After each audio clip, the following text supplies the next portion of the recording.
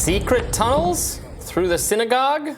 A riot broke out in a historic Brooklyn synagogue on Monday when a group of Orthodox men tried to stop police and construction crews from filling in a secret tunnel they allegedly illegally dug to reach a closed-down women's bath, per the New York Post. Members of the Chabad Lubavitch movement have allegedly been digging a tunnel under the Crown Heights synagogue for almost a year, designed to reach an abandoned mikvah, or ritual bath, for women and expand the synagogue. That's according to reporting from Forward.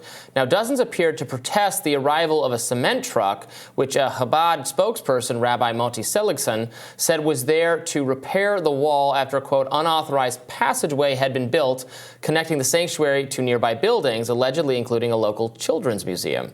According to the New York Post, neighbors complained about suspicious noises leading to the tunnel's discovery. Synagogue leadership ordered the tunnel to be destroyed, but when construction workers showed up, members of the movement made their way into the tunnel to prevent the construction, and a riot began. Here's some of those worshipers interacting with the police.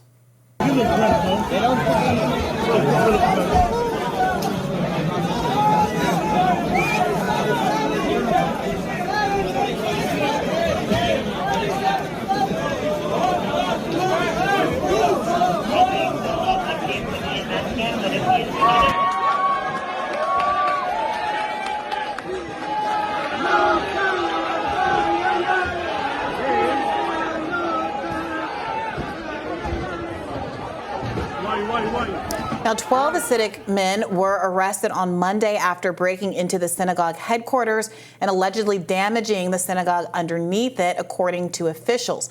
9 people are now facing charges. I think it was the headline from the New York Post that maybe first attracted the story a lot of attention. The headline read, "Extremist Jewish teens secretly hired migrants to dig secret Brooklyn synagogue tunnel Shawshank style." It's a lot going on there. Look, so this story has obviously attracted a lot of interest, largely because the visuals are just so extraordinary. I mean, any New Yorker is going to balk at the idea of a fully grown human being emerging from a sewer grate, kind of Ninja Turtle style. And I think that imagery, as well as the confrontation with the police and the longer clip that we played, really sparked the imagination and just raised more questions than were answered. Why this tunnel? This tunnel was 60 feet long and 8 feet wide with a ceiling height of 5 feet. Apparently, they've been working on it for at least a year. And I think even now, days into the story, a lot of questions remain about the why of the tunnel, the necessity of the tunnel. Initially, people were saying that it was a COVID era attempt to get around shutdowns. But if it's only been being built for about a year, it's unclear whether there were really any meaningful policies in place that would have precluded people from going wherever they wanted in New York City. And why the protest, why the escalation? I mean, I understand, okay, you shot your shot, you tried to build an illegal tunnel, the city found out about it, came to shut it down, came to fill it in. What was hoped to be gained by a direct confrontation with the police to defend one's, eminent domain rights to the underground of New York City? And there was also some concern about whether or not the tunnel would imperil the structural integrity of the Chabad house, which apparently is of broader significance to the community. Right, the synagogue itself wants the tunnel filled in. They own the space. I mean, we got to have law and order. If they want it filled in, they get it that way. You know, I don't have any problem with the tunnel being taken care of, disposed of. I get what I'm gathering is that online there was a lot of reaction that was sort of anti-Semitic in nature. A lot of people saying that Jews hiding under the floorboards, trying to get at the children in the museum, trying to get at the women's bath. I saw. Andrew Tate, for instance, made a nasty comment about it. That sort of thing, saying that, here are you said there were, I think calling out Ben Shapiro saying, you said that Hamas is in tunnels. It's actually the Jews in the tunnels, that kind of thing.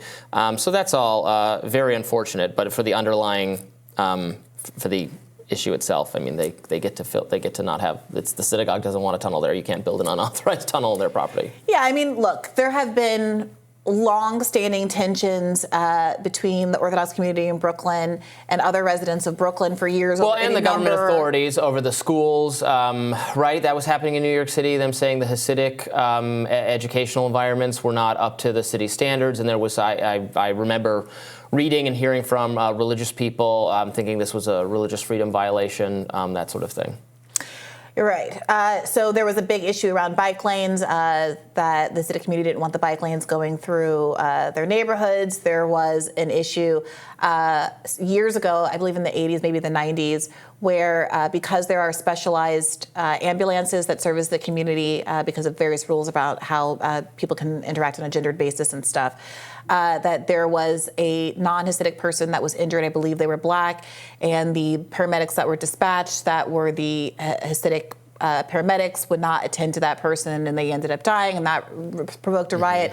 There have been allegations of all kinds of intergroup misconduct, sexual misconduct, and the kinds of things that often happen whenever there is not a lot of outsider oversight and kind of seclusion of many, many groups. But as a consequence, I think there are a lot of stereotypes and negativity around how Hasidics are perceived in Brooklyn. And I do think the imagery of this event led a lot of people who might have anti-Semitic views about them lean into their ideological priors.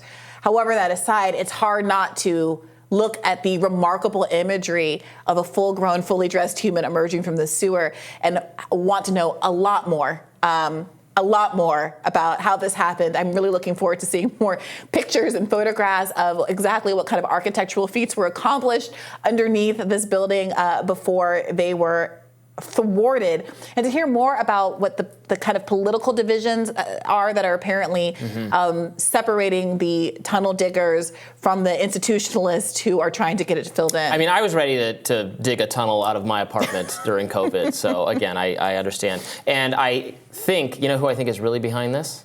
Who? The Dharma Initiative, which is another Lost reference.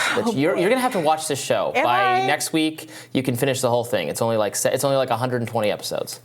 That doesn't feel like a next week project. If you start it, you won't stop. Are they hour-long episodes? Yeah, if you start it, you won't stop. No, You'll do this all weekend. I started watching Lost in college when it was happening, and I was watching with a friend who then got sick, and while he was home from class and I was at class, sped along without me, that's how I fell behind. And so as a matter of principle, I kind of feel like I don't want to watch this the same way I fell out of watching Upstairs, Downstairs, what you call it? Downton Abbey? Downton Abbey, yeah. My mom did that to me with Downton Abbey, and I'm still behind. So I'm standing on principle on this one, Robby. The betrayal can sting. If you make a few more Lost references, I might have to finally bend the knee. We'll see if I can get them in next week. More Rising right after this.